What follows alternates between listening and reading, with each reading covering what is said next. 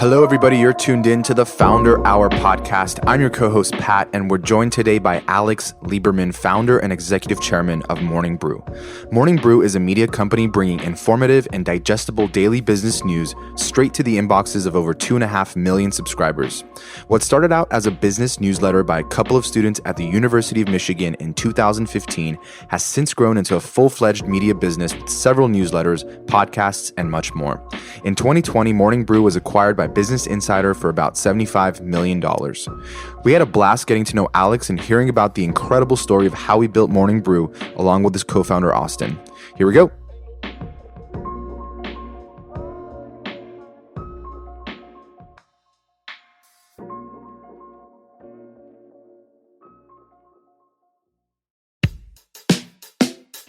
First of all, thank you for being here with us. I know it's a Saturday afternoon out in the East Coast, and no worries. Appreciate you spending some time with us.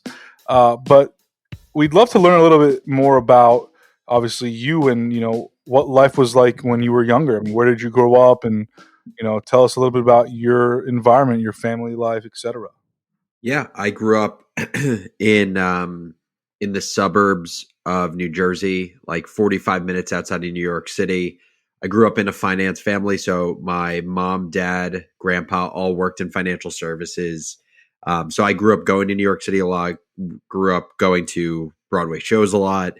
My mom, dad, grandpa all worked in sales and trading also. So not only did they work in finance, they worked in a specific corner of finance. I grew up playing sports. So, soccer, skiing, golf, baseball, throughout various ages of life were kind of my thing. Tennis also. Went to a small private school from third grade on. So basically third grade until 12th grade of high school. Went to small school in like the middle of New Jersey. Had a graduating class of like 120 people. And that was definitely a formative experience for me, both in good ways and bad ways. What were some of the good ways and what were some of the bad ways? Yeah. So the good parts of, the private high school I went to had a lot of smart people, ton of work. So I think I was very well prepared to do well in college. I found my high school workload to be far greater than my college workload. So Michigan, I found actually easier than high school. Sports were super competitive. So playing soccer, playing golf, and skiing at school, all very competitive, which I thought was great also. Socially, I definitely found it difficult. I think as a function of one, being one of the younger people in my grade. Most people were a year older than me. I think just that I found to be difficult. People were just more mentally mature than I was as a function of age. And also because everyone was coming from different parts of New Jersey to this school. I think it was also tough socially because, when someone was having a party, it wasn't just like, you walk to Andy's house. It was like your family drives you an hour to Andy's house. So that created a tough dynamic. It was a function of not having quite the same mental maturity as my classmates, honestly being bullied a little bit. And also it just being harder. There being more moving parts to get together with anyone. So that was my, early educational experience. Were you a good student? Like, did you do well in school?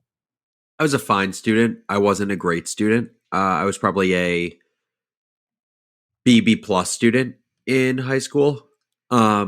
I think something that was hard for me is not only obviously was it like a difficult and competitive school, but I was a really bad procrastinator. And in high school or just at any sort of schooling before college, your time is very much blocked where it's like 8:30 in the morning until 5:00 until you go home. Your schedule is dictated for you. And if you played sports, you wouldn't get home until 7:00. Right. And so what that meant for me is I really could only do work between 7 and, when I went to sleep at 10 o'clock. I found that to be really difficult because as someone who procrastinated, it my way of working and thinking, I couldn't just like sit down and focus for 3 hours straight. It just didn't work for me. And so I think I just didn't do a good enough job of being prepared in high school because I couldn't find it in me or the willpower to just have complete and utter focus for the one piece of time in my day that was just my time. In college, it was less of an issue because, I had 2 or 3 classes a day. The vast majority of the day is time that you can dictate for yourself. Right. And also, I think I just generally got a little bit more mature and was able to focus a little bit longer than high school. So I was actually a far better student in college than I was in high school. Alex, you talked about how your dad and grandpa were all in these finance and sales type roles. Is that the path that you thought that you would go down, in your early days in high school and even in college? Yeah, 100%. I thought that I was going to be a trader. um, and it's not because I necessarily thought that is what I would love to do, but it was just family was the most important thing to me. I saw my family members doing this. They were my role models.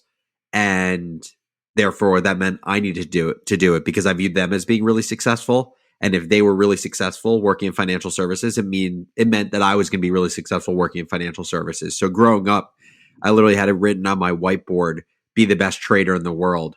I don't think I even knew, or not, I know I didn't know what that actually meant. I had no idea if I'd actually be good at it, but that was my North Star because of just, being aspirational to be like my role models. And so everything I did in college with internships, what I studied was trying to put me on that course of being in sales and trading. And it's really funny, now in retrospect, how I definitely wasn't the right fit for sales and trading. Like for a lot of reasons. One is I don't think I had this skill set that would make someone exceptional at trading. And I also don't think I enjoyed the skill set nearly enough to become exceptional. It's like it's the balance of you either need to have like great innate properties to be really good at something, or you need to just love it so much you're going to outwork everyone to get great at it. And I had neither of those. Right. So even if I wasn't doing qualities like that you notice that you're like, this is what it takes to be a good trader? I think being at least in the product that I was trading, being very quantitative, like when people think, they think in different forms. Like some people think in analogies, some people think in pictures, some people think in examples, other people think in numbers. If your default brain is numbers, that generally was a good thing. I think another thing was just being really good at thinking about like third, fourth, fifth order effects when making a decision. So like literally playing 3D chess at all times. And as much as like we all want to be great at that because it sounds really awesome and sexy, I think at least at the time that wasn't my innate ability. Is I was way more spontaneous and creative in nature. And so at the time, like my decision making, I think, was sometimes blinded by excitement of trying new things, which isn't necessarily the best formula when every decision you make as a trader should be super calculated, thinking about what is the trade-off of every single thing I'm doing now. And based on my action, what are the third, fourth, fifth order effects that can happen from my action? Again, it's not a unlearnable skill, but that wasn't my default brain. Mm-hmm. So when you were in college, did you have any other internships? Did you have any other experiences? What were you doing during your time there that helped you mature, that helped you almost decide perhaps, what track you really wanted to go down? Yeah, I think there's a few things in terms of like the maturation of your brain. I think sometimes it's biological, just like as you get older, you mature. I think the second is it's life events that can create maturation. And I think the third is like exposure to new and different things. And I probably had some combination of all of those. I think I generally just matured as I got older. Um, and I got a better sense of myself. I became more confident. I wasn't the youngest one of the entire group of people. I think that was one part of it. I think the second part of it, in terms of life events, my dad passing away a week before my junior year of college, completely unexpectedly, I think absolutely accelerated my way of thinking, where it went from like Alex is just kind of taking care of himself, living life, not really worrying about anything, not having kind of any perspective on what like what life is, what happens beyond a week from now. It really evolved to I need to take care of my family. And I think I put a lot of that pressure on myself. Like this wasn't a pressure put on me by my family. But I put the pressure on myself where like, the breadwinner of the family dropped dead. My mom had retired and all I could visualize was money out and no money in. Mm-hmm. And so it was like from that point in time, all I could think about, not always consciously, but always subconsciously, I need to figure out a way to take care of my whole family and never have to worry about them, not having the money they need to live. That was literally how, my brain evolved. Alex, was that in any way stressful? I mean, did that, take a lot out of you to constantly be in a position? I know you said not constantly, but like, we just to use the word constantly, where you were in a position at many times where you had to be focused on making money. Perhaps you had to sacrifice time with friends or time at school or activities or whatever the case may be to go out and earn income, right? I mean, or was it better for you? Was it the perspective that you needed to get ahead? Yeah, I think I definitely put a lot of pressure on myself for sure. And I think, what was the positive part of it? The positive part of it was that it focused me on like what were the most important things that I needed to do to get to my end destination being take care of my family. I think the negative part of all of it is as a function of my dad passing and just kind of, I think the anxiety created around this. I think I got really good at pushing my emotions down into my body where like, I kind of have always been a relatively unemotional person. And I think that's just a function of a number of things. One is growing up in a Wall Street household. The second is, I think, the way that society just consciously or subconsciously, places pressure on different genders to share emotions in different ways. But I think the third was like my way of dealing with loss and dealing with the pressure that I applied to myself around loss was not feeling the emotion, was like pushing it all into my body so I didn't have to deal with it at the time. And I think in a lot of ways it was a great coping mechanism in the sense that like I was kind of unfuckable with, so to speak. But I think in other ways it wasn't productive because I think it put into my body a lot of feelings and a lot of thoughts that I've had to just reconcile over the years and try really hard to understand, even when they're not obvious. Right. You talk about, earlier you talked about how you were, bullied when you were growing up a little bit. Would you say that you were at all a confident kid, or have you become more confident over the years through the muscle and through the success that you've built? I've definitely become more confident. Alex Lieberman between fourth grade and 12th grade was not a confident person. I was incredibly self-conscious with everything from my intelligence to my popularity to, if girls found me attractive, like all of those things, I was extremely self-conscious about. In college, I definitely became more confident. I think one was because I found a group of friends that I actually felt, like a part of, I felt accepted by. I think that was a big reason. I think also, again, with age, I just matured.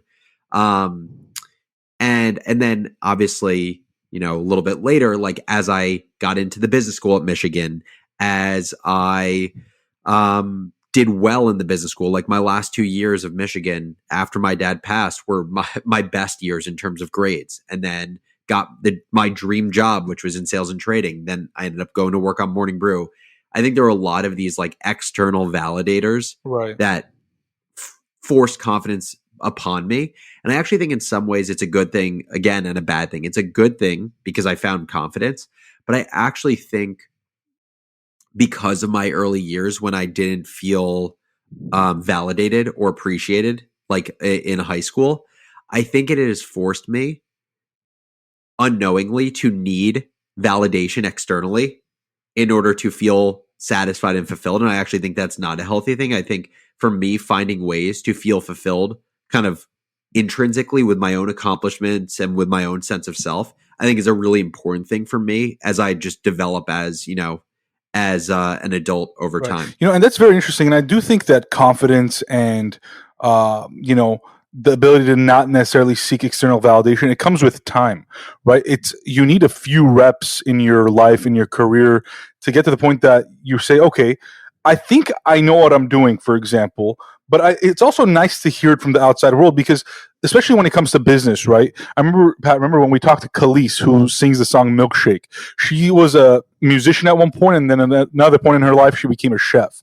And she talked to us about when she was a musician, she would write songs for herself, not necessarily caring whether or not somebody was going to like them. I mean, as an artist, she just wanted to fulfill her own like soul and her own mind and her own body, etc.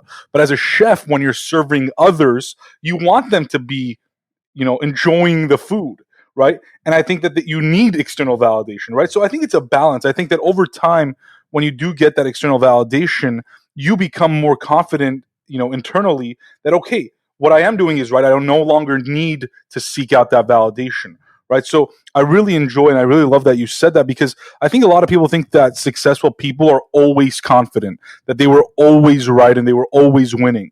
But a lot of the times, those people had to experience loss. They had to experience failure. They had to experience other people Totally. telling them what to do, how to do it, if they're doing it right, to then get to the point of saying, you know what, I'm actually confident in myself now.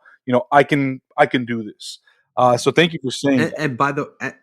and by the way, like even though I have been more confident as a founder than I was earlier in life, I would actually say being a founder is one of the most anxiety provoking and self conscious experiences Right. I've had in my life. Like, I've felt like an imposter. I've felt alone. I've felt inadequate so many times in being a founder. And obviously, on the outside, no one would have any sense of that as they just attach, my identity, my co founder's identity to our company. And if our company's growing, it means we must be doing great. But like that is actually, a complete, I would say, misperception of how founders actually feel as they're growing, even if their business is successful. So you talk about graduating college from Michigan the last 2 years after your dad passed. You mentioned were, in terms of your grades and everything, were some of the better years. Um, Obviously, you didn't end up, being a trader. But what are some of the takeaways from that experience that you had after college? From my experience in sales and trading for like the year that I was there, you're saying? Yep. Yeah. So I think there's a few things. One is I just very, I think I've had like another revelation around this recently, but that was the first time I also think I started to realize that like if you don't really enjoy what you're working on or you don't enjoy the journey of what you're working on, it is going to be pretty impossible for you to be exceptional. Because you're going to always get outworked by people who genuinely enjoy what they're doing. And so I was surrounded by a lot of people who genuinely enjoyed being traders and loved coming into work at 6:30, leaving at 8:30 and staring at, 5 computer monitors and 40 screens all day. And I just didn't love it. And if I didn't love it, I was never going to be the best at it. So I think that was one learning. The second learning, which has been foundational to everything in building a business, is thinking about decisions in terms of trade-off. I mean, over time, what I've just realized is there are so few right and wrong decisions most decisions are not right or wrong. Most points of view are not right or wrong. Generally, when you talk to really smart people around the same decision, you can be convinced either way that uh, even if they have opposing viewpoints on the decision that should be made, you could find both of those viewpoints really compelling and both of those viewpoints leading to a good decision. And so what I've learned over time is like everything is about trade-off. It's not about what's right or wrong. It's about what do you give up by making a certain decision and what are the potential collateral effects of the decision you're making. And I think what that has allowed me to do is come to terms with being confident in the decisions I'm making, but also being flexible and malleable to understanding other people's viewpoints around a different decision that could be made, because none of us know if we're right or wrong until, 3 months or 6 months in the future when we look at what was the quality of the decision we made. Right. And I feel like you always think it's like a linear thing. Like if you have this kind of result or goal in mind that, you have to make all the right decisions to get there. But like you said, it's not right or wrong, and people can make different decisions along the way and still end up in that same situation or same place. Right. And, and yeah, and by the way, I think people also evaluate decisions in the wrong way. People look at decisions and they see the outcome from the decision, and that is what they judge as them making a right or wrong decision. But that's like the complete wrong way to look at decision making, right? The decision is about the logic and the thought process that went into making the decision. And so, just to give an actual example, you could have two investors. Both of them invest in small cap stocks. They're equity investors. They both invest in small cap stocks. One stock in a year time horizon 4x's. The other stock is cut to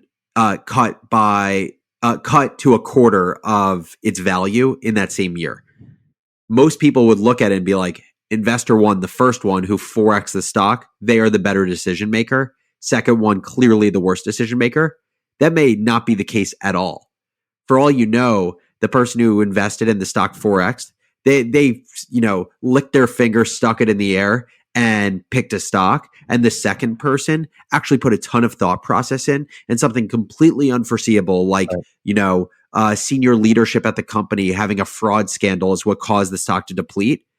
The second person actually is probably the better thinker around making decisions, but most people would not think about it that way. Right. And because they're like, maybe they're generalizing or just like saying like this person made maybe one decision that didn't work out the way they wanted it to, and they're probably not a great decision maker in general or something. It's like it's just like a series of things that everyone's decisions can play out in different ways, and who's the judge of that really besides yourself, I guess. Yeah, it's just about the rigor. It's about the rigor around when you make a decision, how much thought went into it, what were the trade-offs, did you consider the trade-offs, and all of those things. And people don't think about what was the process around the decision. They more think about the output. And I think just society has conditioned us to look for Babe Ruths in life, people who point to the outfield and say, this is where it's going. And like people are attracted by the people who make big calls, and then the calls pay off, and then people say that group person's a great decision maker. But one, people never know when being excited by these people, if those people actually had great logic when they were making a decision, or they were just like, I'm going to make a big call.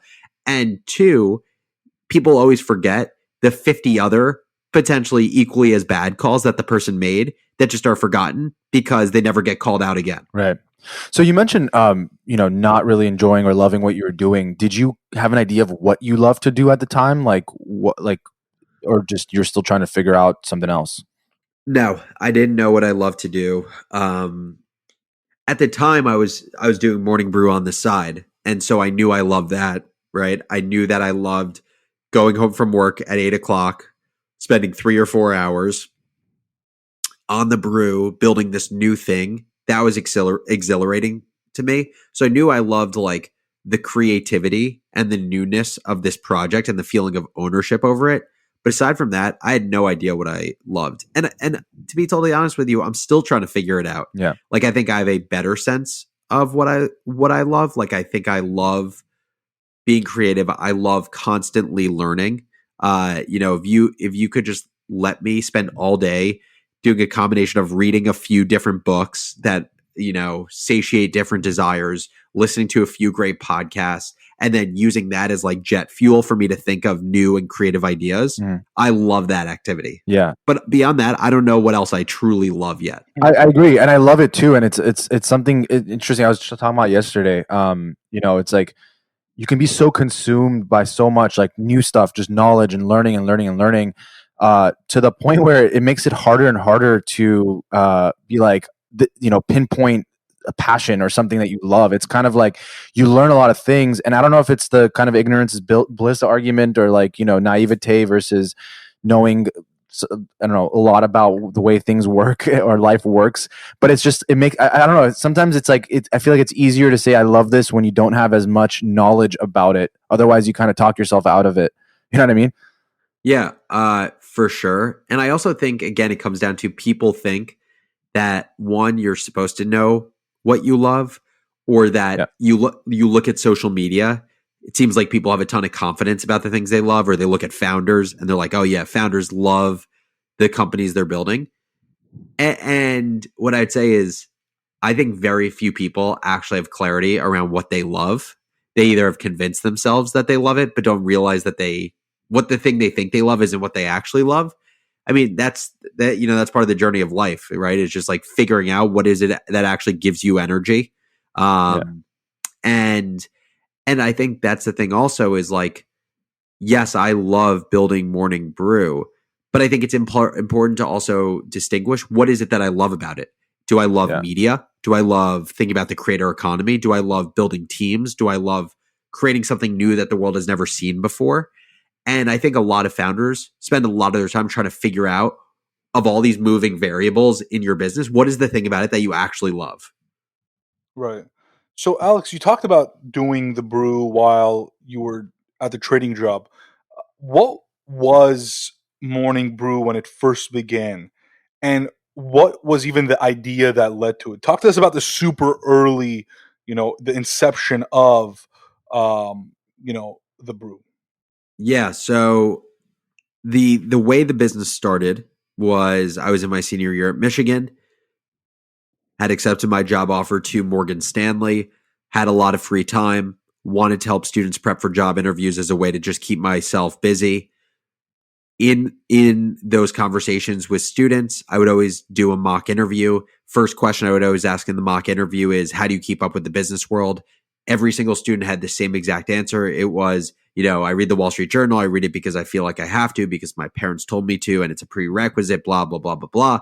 And at some point after hearing this over and over, I was like, this is crazy. These kids, like, they are going to spend careers in business, yet they don't have content that story tells the business world. I started writing a daily business roundup. It was called Market Corner. It was done in a PDF, attached it to an email. There was no website. I was managing a listserv, which was marketcorner@umich.edu. I would add in people's email addresses to the listserv as they asked me to do so. And basically, after a month or two of doing it, there were several hundred people signed up for this daily PDF. That's when I was like, okay, there's clearly some appetite, because this is impossible to sign up for. The writing is fine, not great. The product looks like shit. There's a bear and a bull fighting as the logo with the watermark going across. Like, this isn't a great product, yet people are still looking for it. That's interesting. Yeah. End up connecting with this guy named Austin Reef, who emailed me saying he wanted to help out with the product. He ended up becoming my co-founder, still is my co-founder. And he was also a student at Michigan? He was also at Michigan. He's 2 years younger. So I was a senior at the time. He was a sophomore at the time. We actually were both in the same fraternity. Didn't realize it until we met each other. And so together we transitioned it from Market Corner to Morning Brew, which launched as like a proper email newsletter in March of 2015. Had an actual website that people could put their email address into, and that was the genesis of the business. And then when I was at Morgan Stanley, it was still just a newsletter. We still hadn't made any money.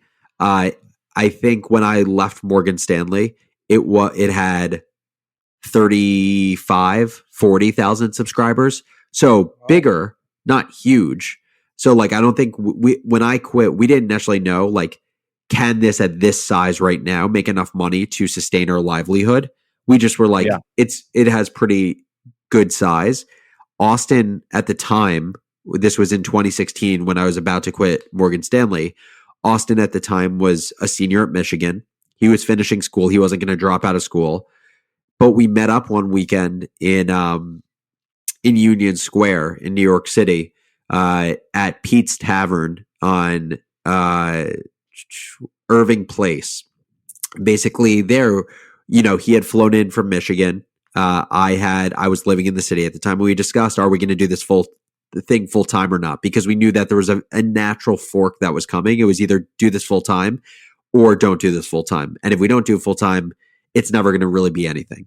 And up until that point, kind of before we talk about how that meeting ended up going and what you guys ended up doing, up until that time, while you were at Morgan Stanley and while he was still, a senior and kind of finishing up his senior year, was it still you guys just kind of on your free time, like, figuring out what are we even putting in the newsletters? Like you guys were writing the content yourselves, I assume. Like you guys were curating all this content. How was that dynamic even before you decided you wanted to quit and do this full time, like up until that point?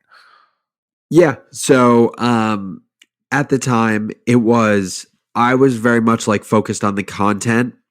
Austin was focused on growth and also just like managing our finances. And it wasn't just him and I at that point, because when I joined Morgan Stanley, they made it very clear that I couldn't write the newsletter anymore for compliance reasons. And so basically we had a group of college students who just wanted to get their voice and content in front of the world. They were writing the newsletter. They basically had rotations. It was like 6 to 10 students. They each had their days that they would write stories. And then we had this one guy who we went to Michigan with who became the managing editor, who basically just corralled the troops to write the newsletter every day. And then he would edit it for tone and for grammar. And he was still a student at Michigan. So basically the whole writing operation had been outsourced to students in general. Who are doing this for no money, just for experience and just to get a name out there? It was for no money. They were doing it for experience. The guy who was the editor had a small amount of equity in the business, and they were just motivated by kind of this growing thing, this startup that was exciting, and having tens of thousands of people read their content. Were newsletters a big thing in 2015? I mean, we obviously know how big they are now, and every single person has a newsletter. Yep. It's like a podcast. I mean, I think, it's definitely the new podcast, which is interesting. I feel like more people had podcasts early on than they did newsletters, but now everybody has a newsletter. But what was the newsletter landscape, 5-6 years ago at this point? Yeah. So at the time, really the only newsletters we really knew about were The Skim. The Hustle had just launched. They started as an event, a conference, and then kind of pivoted into a newsletter. Finimize, which was founded around the same time in London. Yeah. And then the only other thing we knew at the time was like Cheddar, which was just starting up. Other than that, newsletters were not big. People did not know like newsletter companies to be companies that made a lot of money. I think newsletters were generally considered like an old technology, kind of unsexy. There was only one big newsletter business prior to The Skim, which was Daily Candy, and it kind of exploded. People thought email was going to be dead by 2016. People were like, I feel like no one was even thinking about it.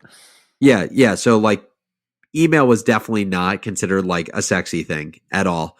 But Austin and I defaulted to email because we wanted something that was a behavior that people already had. Meaning like we didn't want to create a website because getting people to go back to that website every single day didn't make sense to us versus getting someone to opt into an email. They already are using email, and then each day the newsletters push to them as a daily habit. And it was also a function of money. Like we were in college, we didn't have all this money to spend on a business. And so like a newsletter, our first newsletter, it cost, I think, $20 a month to run versus if we wanted to launch an app, it would have been tens of thousands of dollars on day one. Right. So how far into the business were you thinking early on? Like, did you have a monetization strategy in place? Like, did you know like we need to hit an X amount of number of subscribers, and then perhaps we could start advertising, or were you just trying to get content out there at the time and not really thinking about it? Yeah, I mean, in the early days, we were not thinking about monetizing it. Even when we went full time on the business, we knew that we had the ability to monetize. We had gotten enough data points, but it was more of a feel. It was like a feel of if we get to 100,000 subscribers, we think it could be a, meaningful enough business. But we didn't really know what meaningful meant, and we didn't know how long it would take to get to 100,000 subscribers. So honestly, we were very much like shooting from the hip and operating on feel in the early days. And it's Yeah. an interesting question because I think, in retrospect, it's interesting to think about why did we not monetize the business earlier? Like I think we advertised for the first time when we had 75,000 subscribers. Why did we do it earlier? Because now there are people who have newsletters who run ads in their newsletters with far fewer subscribers. Like I see people who are making a couple $100,000 a year on advertising, and they have 25 to 40,000 subscribers. But I think it's also about just how newsletters are kind of having a moment. They're in renaissance. And at the time, that didn't exist. And so we didn't think there was like a shot in hell that we would actually be able to make money with that small of an audience. Right. You almost have to like validate the model, and then once it's validated, then like it's kind of like, well, this is a new advertising revenue stream or avenue for companies. But so I guess when you have that meeting with Austin, and you're debating quitting, and you obviously don't have a monetization model in place, what was kind of going through your head? I mean, like, were you like scared to death at all of like what's going to happen here? Like, had you saved up money? Like, did you feel comfortable taking the leap? Obviously you ended up doing it, but what was kind of going through your head at the time? Yeah, so I wouldn't say it definitely didn't feel comfortable. It definitely wasn't like an overnight thing. I think for 8 months straight, I left work every day feeling anxious and depleted. Where I was like, this sucks. I don't feel like I'm doing a great job at work. I find Morning Brew far more exciting. I don't know what to do. That was really the question I asked myself for months. And at some point, the way that I went through this process, or the way that I tried to simplify it, is I really thought about it in terms of like, again, opportunity cost. And I was like, okay, so I know that I have to pick one of these because I cannot go on feeling this feeling of dilution where I'm doing a shitty job at work because I'm not spending all of my time on Morgan Stanley. And I also wasn't spending all of my time on Morning Brew. So I didn't feel like I was giving enough time or resources to grow the business. So I knew that there was going to be a moment where I pick one of them. And when I thought about picking one of them, I basically said, look, I love what I'm doing with Morning Brew. It gives me the most energy in my day. The 3 hours when I'm supposed to be just like chilling on my couch after a long day, that's when I have my most energy. And also, I wouldn't be able to help the feeling if someone succeeds in making business content better for our generation just simply because they decide to put the time and the work into it. And so then when I was like, I really want to make this happen, then I thought about it in terms of like worst case. And I was like, if I decide to go do Morning Brew full time, what is the worst case scenario? And I went through like all of the layers. I was like, the worst case scenario is that Morning Brew fails 6 months from now and I'm out of a job. And if I'm out of a job, what happens? And I was basically like, well, one, maybe I can go back to Morgan Stanley. Maybe I haven't burned every bridge. And they think like, getting a bit of an entrepreneurial experience will actually be helpful in my role. I was like, okay, but maybe let's just assume I burn every bridge. That's not an option. Option two is like maybe a good business school story about starting a business, all the learnings through failure of building that business. I was like, okay, maybe everyone started a business who applies to business school, and that's not going to be a differentiator. Let's assume that doesn't work. Third option is maybe there are other people that I've met in the New York City startup ecosystem who I can now go start a business with or join their company as an early employee. And I went through all these layers. And at some point, when I got enough layers deep, I was just like, if all of this fails and I don't have a job on the other end, it really is, I think, a function of Alex not properly networking, being curious, and making things happen for himself, as much as it is like Morning Brew being the reason for that. And so ultimately, after going through all those downsides, that's where I was like, okay, it is worth taking the risk. And by the way, just like I think the lingering thing, which we talked about earlier, is like after losing my dad, no worst case scenario seemed that bad, right? Like no, like I was just like, okay, if Morning Brew doesn't work out and this fails, I'm just gonna figure it out. Like it's that simple. I'm gonna figure it out. It puts that into perspective of like what is the worst that could happen if it doesn't work out, right? And it wasn't bad. Exactly. And going back to what we were talking about earlier about like the whole validation thing, like did you besides the fact that it's it sounds like your subscriber count was growing and more people were consuming the content, were you sort of getting any other sort of validating factors from your audience that kind of showed you that there is like a big chance that this thing does work out, that at least gave you a little bit of comfort leaving, even though you loved this thing and you were seeing some growth? Were there other signs? I think the most promising thing to us was just the engagement of the audience. It wasn't the fact that we had 30,000 subscribers. It was that we had 30,000 subscribers. We hadn't spent $1 on paid marketing, which means we were growing completely organically through word of mouth. Our open rate at the time on our newsletter was around 50%. Just for context, the average industry open rate is like 20%. So at the time, we were 2.5 times higher than the industry average. We had dozens of people writing into the inbox every day. And so it just felt, we had never built a product before, but it felt like hyper engagement. It felt like people had established a habit around this. It felt like they were a member of the Morning Brew community. They were writing in, they were telling their family and friends about it. We didn't have a way to track it at the time because we didn't have a referral program. But the fact that we were just growing and not staying stagnant or going down in subscribers as people unsubscribed was a really promising sign. Yeah, and for those who haven't seen a Morning Brew newsletter, I definitely recommend signing up. But like, it's such like a, I don't know, it's so consumable, right? Compared to like a newspaper or some traditional kind of way you consume like business news. It's so easy to consume, and so was that, you think, the reason for the kind of the early growth? Or like, I mean, why did you think that you guys had such a great pulse on what was happening and how to put it together in a consumable format? Like, where did that all kind of come from?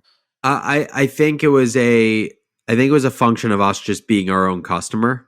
I think the fact that Austin and I had talked to students who shared their frustration with the Wall Street Journal. I think we were perfectly positioned to create something that would disrupt business news because, one, we didn't come from media. So we didn't have these preconceived notions of how things should be done. At the same time, we were our target reader. We had been told by other people in this target audience that they didn't love what was out there. And our North Star always from the beginning was create a product that we love. So that's why I'm always incredibly impressed by founders who build companies for audiences where they are not the audience, especially like for B2B companies where they're not the audience. Because for us, Austin and I were like, patient zero for our newsletter. And so we just created what we wanted to read. And what we wanted to read was business content that didn't take itself too seriously, that perfectly married entertainment and information, and also didn't just talk about the most important timely news, but also had like business adjacent content that was just interesting stuff for us to know. And no existing publication provided something with that experience. Right. Alex, obviously Morning Brew has grown from not just being one newsletter now, but it has several. It has retail brew, marketing brew, emerging tech brew. I think at one point you guys had the election version during the elections. If I'm missing any, then I apologize. And I subscribe to, I had at one point subscribed to all of them, but then I religiously read Morning Brew and Retail Brew. And so just to keep my inbox clean, I keep those two around. As the founder, as the leader of this company, talk to us a little bit about scale. Talk to us about how you go from 30, 40,000 customers or, subscribers to multiple newsletters, and at this point, millions of subscribers. I mean, obviously that's a process. It doesn't happen overnight. But what are some of the things that you and the team had to do to get there? Yeah, I mean, I think what it was for a number of years being extremely disciplined and focused. Austin and I have thought of every possible way that we could engage the modern business leader, like in video, in podcasting, in social, in newsletter, whether it relates to news, industry specific, function specific, related to money, personal finance, investing, career, lifestyle, leisure. We've thought about it all. And I think the biggest unlock was restraint, was just doing one thing exceptionally well. So it's like from 2015 to the beginning of 2019, we only had one product. And around that one product, we had 3 steps, and that was it. Write great content, get the right audience in front of that great content, and sell advertisers why they should get in front of that great audience within our great content. That was it. Mm-hmm. And all we did from 2015 to 2019 was make sure those steps were complete. And our view was if we could complete those steps, we'd have a best-in-class newsletter for the modern business leader. We'd have a ton of modern business leaders who had built daily habit around the newsletter. And we'd have brands chomping at the bit to advertise with our newsletter, because what they would realize for themselves is if they want to get in front of the low 30-something-year-old who is working and living in a large coastal city, who's making 6 figures a year, who has major life decisions coming up like marriage, vacation, investing, etc., there's no better place to get that engaged of an audience. And so as we thought about when we raised a little bit of money, when we hired people, when we reinvested money in the business, every decision we made was basically 1, hiring more people to be tasked with one of these 3 steps in the cycle, or 2, spending money on paid marketing to make the cycle spin faster. And so I think what allowed us to do anything else, retail brew, emerging tech brew, marketing brew, business casual, founders journal, sidekick, was literally just doing one thing, not listening to noise, and keeping blinders on for 4 years straight. Yeah.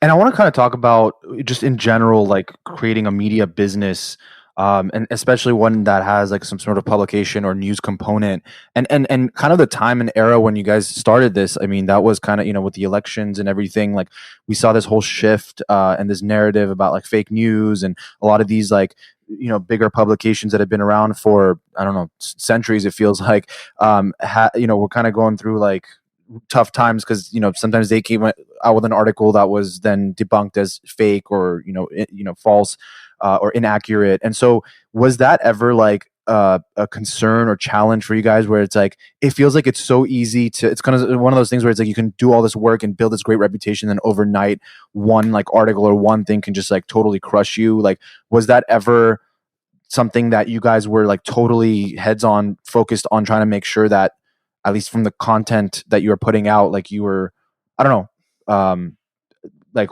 maybe, I don't know, like what that process looks like, but how was it for you guys? Yeah, I mean, I think the biggest thing was we made sure very early on how important it was to provide factual and correct information, and never allowing tone, voice, wit, entertainment to muddle the actual information that we're serving to the audience. I think things that naturally made that easier is we're writing a newsletter, so stories are 150 to 350 words in nature. The less space, honestly, the less room to mess that up. Right. I also think because we weren't doing original reporting, we were doing curating and remixing. The focus of our readers' time wasn't checking on like the validity of their sources. Like if you were a journalist, you'd spend a lot of time checking on what your sources told you and if that's correct. For us, it was looking at the 8 articles that had been written about, Tesla's most recent production numbers, and making sure that the stats and the facts we were referencing had been validated by more than just 1 or 2 sources. So I think that was a big thing. I think the other thing is it's just about incentive. We're not incentivized like, like a lot of media companies, to have to drive as many eyeballs as humanly possible in order to make money. Like, our incentive is to get as many people as possible to opt into that newsletter and then keep those people so we don't churn people, which means continuing to deliver great content. The relationship starts with the subscribe, but if we at all lose people's trust, they will unsubscribe and we will stop growing, and then we will not be able to monetize the business.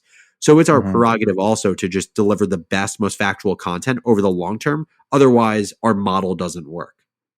Right. And from a core like advantage standpoint, we talked about how at the time there weren't as many newsletter businesses, and now it seems like, like as Posh said, like people have individual newsletters and like Substacks, and you can subscribe to this and that, and whether it's news or just content.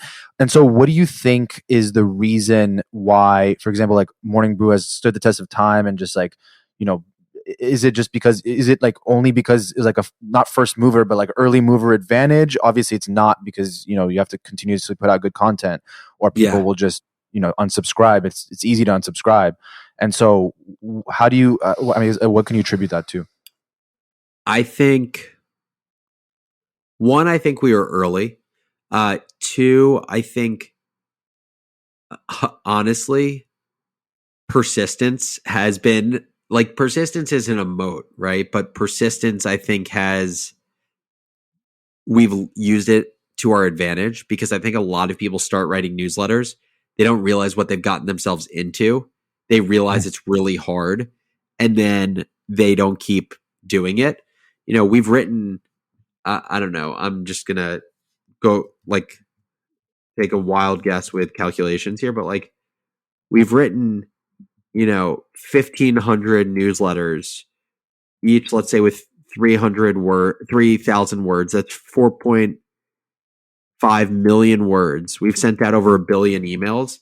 It's like, it is a grind to crank out content every day for 6 years.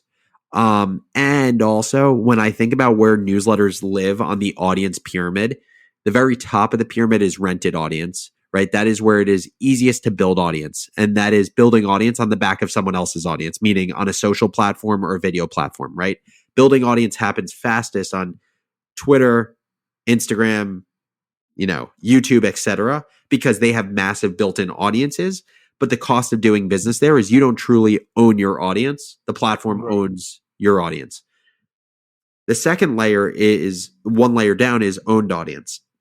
And the benefit of owned audience is like you truly own the relationship. Like, we have our 3 million readers' email addresses. We can do whatever we want with those email addresses as long as they give us permission. And Google, Gmail cannot take away those email addresses from us. And we can guarantee that every time we email one of those 3 million people, it will likely be delivered into their inbox, versus if you're posting on, you're tweeting on Twitter or posting on Facebook, some small percentage of your audience will actually see it. That all said, that's the benefit of an owned audience. The downside, or the tough part about an owned audience, is it takes a lot of time to build up, because it doesn't have the same platform effect or virality built into it like building an audience on Twitter, right? You like, if we write a great newsletter, it is going to be, we're not going to just have the chance of having 3 billion people on the internet see it, because it's not being done within a social platforms environment. What that means is it's really hard to build up an email audience, which means you need to do it like little by little, brick by brick, for years on end. So that's that. And then I would say the other thing is, I do think there's like a critical mass to it, where once you've built a habit, there is some sort of lock-in of it. Even if someone was to come out with a newsletter tomorrow, like Morning Moo, it would have to be significantly better for someone to be like, okay, I've read this for the last 1,300 days. I'm just going to unsubscribe today and go check out Morning Moo. Yeah.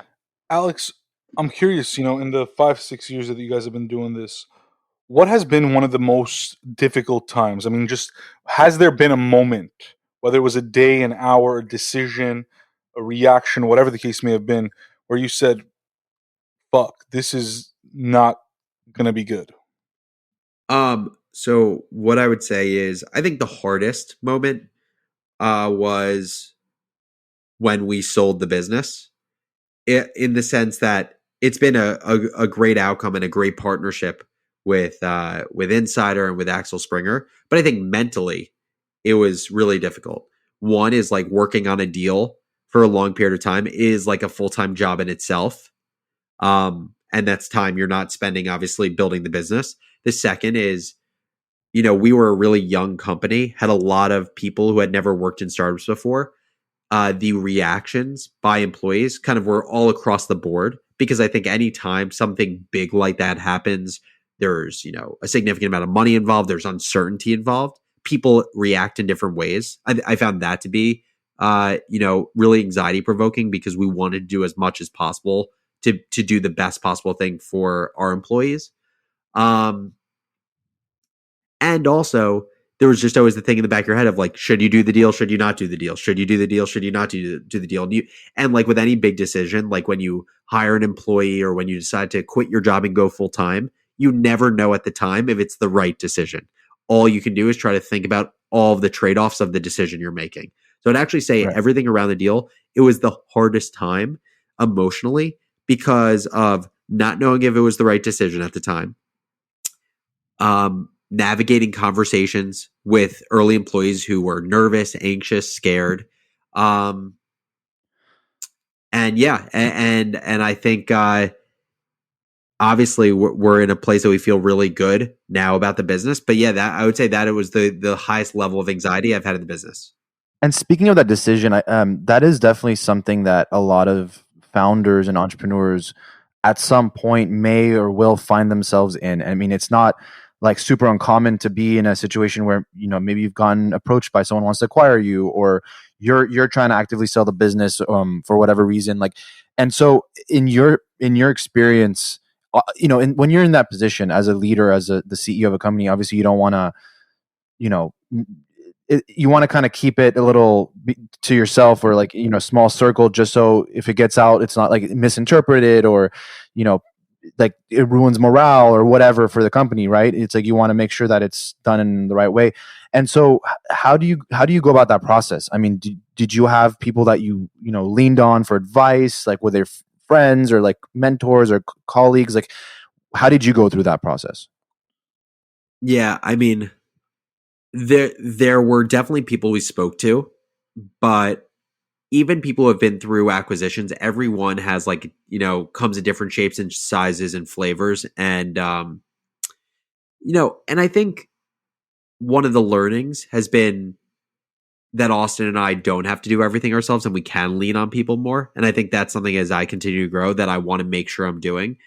Honestly, a lot of these things that we've gone through, Austin and I have just kind of handled on our own, like talked through together ad nauseum, the two of us. Um, and so, yeah, I think every consideration you're talking about were things we thought through. When should we Mhm. tell the team? What is the best way to tell the team such that we're being transparent, but we're not setting incorrect expectations? Like, how do we do it early enough when people are given a heads up, but not too early in case a deal doesn't go through? Like it, and there's always trade offs around it, and it never felt like a great answer, but I would say honestly, Austin and I, just as partners, talked about it constantly. Like when the deal was going on, we were spending hours every day talking through what we should do, how we should talk about it, what the timing was. And it was exhausting. But I actually would say, like, for most of the business, even when we were raising money or the next product to go into, Austin and I very much like leveraged our own intuition and discussion to decide what the game plan was. And I actually think as the business has grown and we're now, encroaching on 100 people, we have a built out senior leadership team. I actually think that's changing a lot. We're more than ever before leaning on people who have spent, 8 to 15 years in industry doing the very specific thing we hired them for, to tell us what the best thing is to do.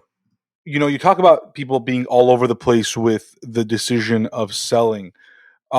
Were there folks that ended up perhaps even leaving the company as a result of that? And what was that like for you as the founder and leader of this organization, to see people that were, you know, leaving this baby essentially that you had birthed? Yeah, so I don't think there's anyone who left literally because of the deal. I think Right. there are people who left and the deal was one of a number of things that kind of pushed them over the edge to decide to leave. I mean, one, it's very difficult. I know some people don't take things personally, but I take it personally anytime someone leaves the business. I take it as like a personal failure. And that's not necessarily the best way to think about things, because a lot of times someone leaving the business and attrition in the business can be a very healthy thing. Um, but my biggest learning also is that I think it's less about the deal. Also, it's less about the deal. It's more about, as a business enters different phases. So, Right. I always reference these stages of business that Ben Sun from Primary Ventures talks about, where it goes family, tribe, village, city. And I Mhm. think as Morning Brew went from family to tribe, um, it it becomes very difficult. The business fundamentally changes everything about it, and I think that is one of the hardest points in time for an early employee, is when a business switches from family to tribe. How to still feel confident about your place within the business, because things that happen include, you went from knowing every detail about the business and wearing 15 different hats, and being a Swiss Army knife, to you go to being a kitchen knife, not a Swiss Army knife, and you go to not knowing everything about the business, just knowing what's like most important and relevant, and you go to uh, not wearing 15 hats, wearing two hats. And I Right. think that can be really tough for early employees, right? Because early employees are used to constant exposure to the founders, constantly knowing literally what Right. like the financials of the business look like. And it can either be a great thing or a bad thing, right? Some early employees will not like that because they like having that early exposure, which is totally understandable. Some early employees will see now, oh, the pie is way, way bigger. This company is way bigger. And while I'm more focused, I'm spending my time more focused on part of a company that is, orders of magnitude larger than it was a year ago. And I think that Right. transition is very difficult for a lot of early employees at early stage companies. Yeah, and a lot of times you see it. I mean, you see it like as businesses go from stage to stage. There is attrition, there is a lot of turnover for multiple reasons. Some could be like employees leaving because they don't feel like what it's what they signed up for anymore, and like they like that early kind of stage feeling, and they're not as much of a late stage type of person, or the business is like dealing with financials and has to like lay people off. Unfortunately, like there's so many reasons that happens, but it just seems like the skill set and the type of person and the characteristics of being able to make an early stage business work is not always, the same as making a late stage business work or like a more mature business, especially as a founder and CEO. I mean, the team in general, but as a founder and CEO, like you see it so much that someone who started the business at some point is not the best person to lead the company. And oftentimes, they might know it or they might not know it. And they might hire a CEO and kind of, just kind of stand back a little bit and kind of lead from behind, or what have you. It'd be different in any business. So I guess for you, like at this point, do you still see yourself kind of leading the company for the foreseeable future and kind of, into the city phase, or are you still just, trying to take it day by day and we'll see what happens? Yeah, I mean, the short answer is yes, I do. But also, I think it is really about taking it not necessarily day by day, but quarter by quarter.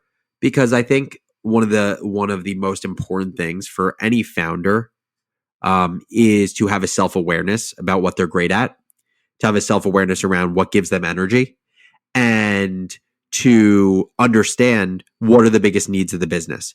And so I think to me, what I'm just always thinking about is how can I, if I list down the things that give me the most energy and the things that are my superpowers, what the business most requires right now, and what things I can add the most high leverage value. What do those things look like?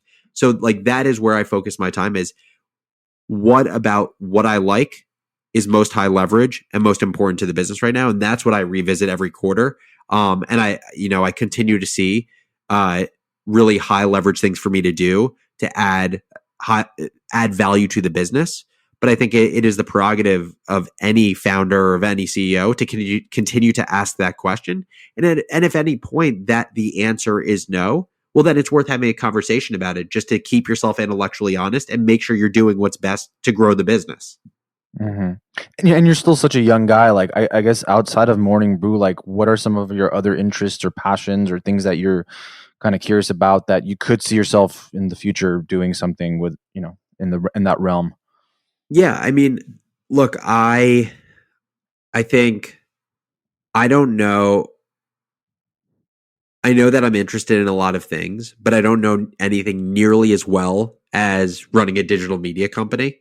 So I think, to say, oh, after Morning Brew, I'm going to run, a genomics company. It's like that's not how it's going to go down.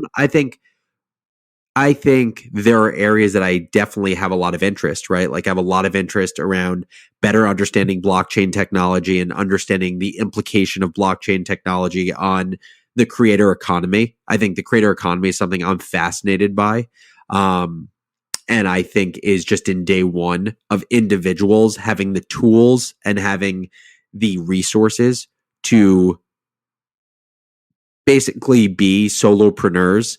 And when I think of creator economy, I don't just think of, you guys being podcasters and making money from podcasting. I also think of people who have niche consulting businesses, niche SaaS businesses, people who decide to be executive coaches or personal trainers. Those are creators, just in a different manifestation of the word. So I'd say my biggest interest right now is in the creator economy, but I'm sure also that will continue to fan out as I learn about more corners of the internet that people, point me in the direction of. Mm-hmm. Do you think, I mean, like, just to kind of wrap things up, but on that point, like, do you see a functioning future, a functioning society where it's kind of like every person's on their own, perhaps collaborating on projects, but like it's not the traditional kind of top down organizational structure of like a business, but more so kind of solopreneur creators? Because that is the future we're going into, obviously, and as more technology comes out, as more things are automated and artificial intelligence and robots and things kind of take like some of these mundane tasks that maybe humans were never even meant to do, like off of our plates, and we could be more creative and kind of flex that muscle. But from a functioning standpoint, how do you see that working? Yeah, like, is there going to be a time where every person is an individual contributor? Honestly, I'm not smart enough to answer that question. I think it's a fun thing to think about, but at least I don't think I have the knowledge or the tools yet to be able to answer that confidently with a straight face. I do think what has happened is there's been this huge shift in no code, in content creation tools that have set the foundation for people who want to create products by themselves with more leverage than ever before. That exists. I think now where I see a few pain points in kind of the life cycle of creators that are going to need solving. One is at the very beginning of a creator's life cycle, which is deciding to become a creator. I think a lot of people are going to have a hard time reconciling leaving their job that pays them $75,000 a year, whatever it is, to be a creator and make $0.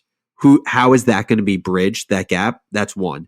The second is the creator who has built up some audience, but doesn't have business savvy, doesn't know how to start monetizing themselves. I think you have there are already some things out there that allow creators to figure that out themselves, which is like, programmatic advertising through YouTube, through Facebook, etc. But it's still not super easy for people who are creative, but not necessarily like business focused and entrepreneurial. And then I think you have the third part of the life cycle of a creator who's really made it. They have a meaningful business. They think they want it to be bigger than just them. They want it to actually be a business. How to do that? Totally different way of thinking. And so where I'm interested in thinking about is those three spots in the life cycle of the creator. Where is there the most value to unlock in the future of the creator economy and the impact that has on the economy overall. Mhm. Alex, are you still a reader or customer of Morning Brew? I mean, do you still read it on a daily basis? Yeah, I read Morning Brew every day. I try to read our B2B newsletters as much as possible. Those come out Monday, Wednesday, Friday. I'm not able to read every single issue. It's not possible. It's too much. And Yeah. listen to Business Casual and record my own podcast and read Sidekick, our newsletter. So I don't know what the percentage is, but I always want to feel like I'm consuming enough of our content to have a point of view on our content, which I still feel like I'm doing, but it will get infinitely harder as we create more and more content, which we're doing.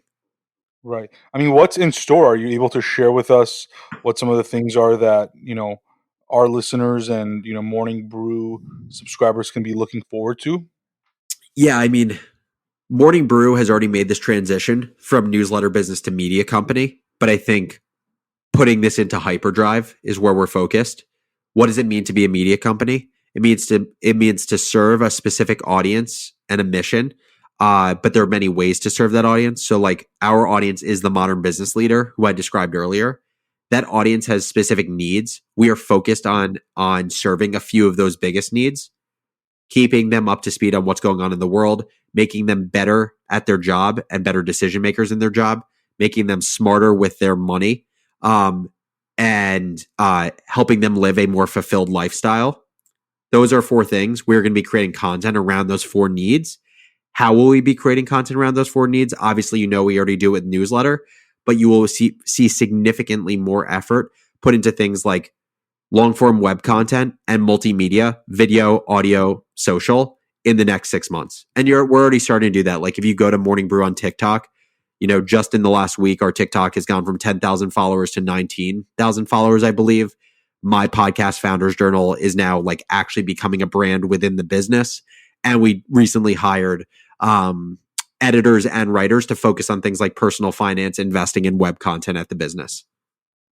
Awesome. Speaking of modern business leaders, is there anyone that maybe you admire or just like know of that, you found out they consume the brew or just like consume your content where you're like, oh shit, that's awesome? Well, I guess I'll consider him a modern business leader. The most recent was in literally a newsletter story that came out today. Our executive editor interviewed Robert Downey Jr. And he's now a reader of the brew. So it's cool to be able to say that Iron Man and Sherlock Holmes reads the brew every day. Yeah. Nice.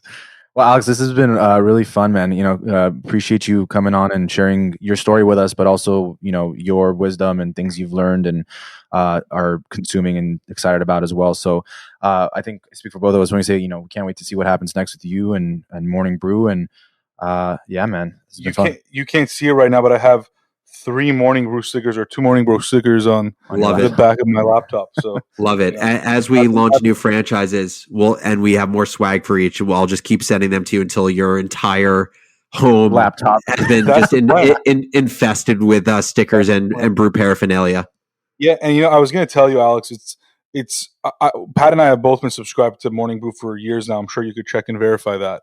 But one thing that I really enjoy about it is that I've never been the kind of person that's going to pick up a newspaper and read it and read the different things. And it's just a little difficult. And I don't love reading. I mean, I went to law school and I ended up not practicing law because I don't like reading and I don't like writing constantly. But other than that, law was perfect for you. Yeah, exactly. Right. But the Morning Brew, and I specifically like retail brew the most. That's my favorite one. It's also the most, it's the most adjacent to my business and the most important to what we do on the commercial real estate side, at least. But regardless of that, it just makes it so easy to see what I want to read and what I don't want to read.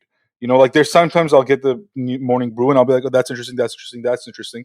And then I'll come back to it a few days later because I think that some of the content is evergreen. It's sure there's some stuff that are very, to the day, but other things that are, talking about the future of e-commerce or the future of the logistics business or the future of, artificial, whatever, the future stuff or, how things are changing.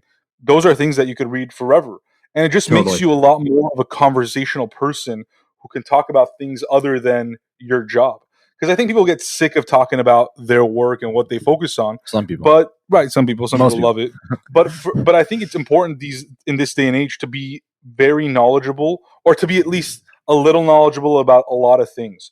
And I think that's where the Morning Brew is a really big win for people, is that whether they're at work or on a first date or with their friends, there's always something to talk about, right? If you're in the know about current events or even future technologies or businesses, etc., that makes you a smarter person. And I think that's what the Morning Brew really does, is that it allows people to gain more insight and more knowledge in a shorter period of time. And then that person can decide if they want to delve deeper on a topic. And, frankly, I've outreached to several people because I learned about a certain industry or a certain, specific business from the Morning Brew or retail brew or emerging tech brew. Right. And I think it's a huge thing for people that are in sales or, business development, et cetera, marketing. Totally. To read these newsletters. And I'm not trying to just pitch Morning Brew for you, but truly, if people use it the right way, it can really help move their businesses forward. Yeah, no, obviously you're preaching to the choir, but I totally agree. I think there's this concept of deep generalism, which I believe a lot in, which is the idea of knowing a good amount about a lot of things. And I think Morning Brew can be the entry point to that. And I think also when you think about the job Morning Brew does, I think it protects you, or it offers you high upside, and it protects you from high downside, meaning high downside is joining a social conversation and being caught off guard, not knowing about something major you should know about. That's an embarrassing experience that people don't want to experience. That's the downside it's protecting from. The high upside it's allowing for is if you know the one or two things that other people don't know, you're viewed as the smartest person in the room, and people really care about social currency and social signaling, and Morning Brew offers that to people. Right. Alex, do you think that there will be some sort of social component to Morning Brew, or just to the brew generally, in the future, where the folks that are a part of this community can connect with one another? Because when I think about, and I remember I tweeted about it the other day, it's like I just wish that there was just one social platform where I could do everything, right? Like post pictures, videos, tweet, talk about things, message people, like combining everything, because I'm just so sick of all the individual ones together. It's just too much to keep in touch with. But I think what Clubhouse has done really well is do things around topics. Do you think that Morning Brew can eventually have that sort of social component where people can connect on topics that they've already read about and share their opinions, share their thoughts, build things together, etc., and that it becomes beyond just a media company? I think basically he's asking if Morning Brew is going to join the list of building a Clubhouse competitor. Yeah, exactly. Us and LinkedIn on the at the rear. There you go. I think the answer is yes, and I think we're actually already doing that. I think Morning Brew, if you think about people's interests and knowledge as a T, Morning Brew covers the horizontal, right? It goes an inch deep and a mile wide. Everything else we're doing, I think, is more about going down the vertical, right? Retail, emerging tech, marketing, personal finance, investing, even for my podcast, entrepreneurship and building. To me, all that's doing is it's further segmenting the top of funnel, which is Morning Brew's general business audience, into sub-communities. And then it becomes a very reasonable thing to say, how do we get these sub-communities to engage with each other? Because, by the way, I think you'll have a far richer discussion when you in the retail brew community are talking about retail than if you're in a community of 3 million people that have 10 billion different interests that you're trying to connect on. Right. Yeah, totally. I 100% agree. Well, this has been great. Thank you, Alex. Thanks for having me, guys. This has been awesome.